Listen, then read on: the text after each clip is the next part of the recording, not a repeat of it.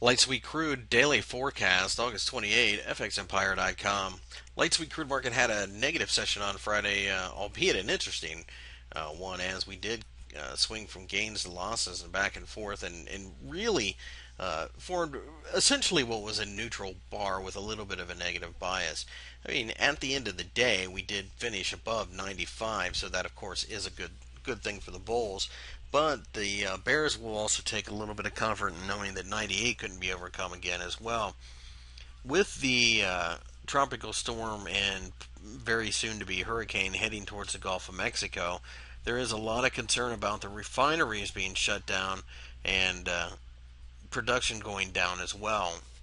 The biggest concern, of course, is that the government, in a political move more than anything else in the United States, releases the SPR, the Strategic Petroleum Reserve, and as such, that would drive the price of crude oil down for a moment. It's a very temporary thing. And the truth of the matter is gasoline has its own issues with supply, not involving the supply of crude oil. For example, the world's second largest uh, oil refinery in the world.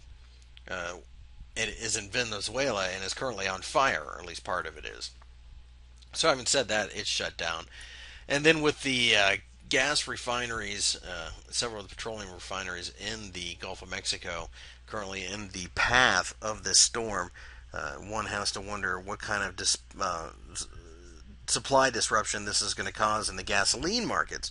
But this may be a little misguided, as the oil markets seem to think that they will be preyed upon by the government trying to fix things.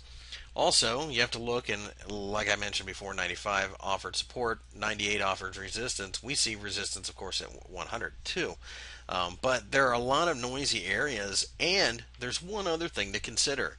The Federal Reserve Chairman Ben Bernanke is giving a conference at Jackson Hole, Wyoming. That's this Friday that he'll be talking, and there's a high expectation of whether or not quantitative easing or hints of it will be announced at that press conference. And if it does, then oil should rise.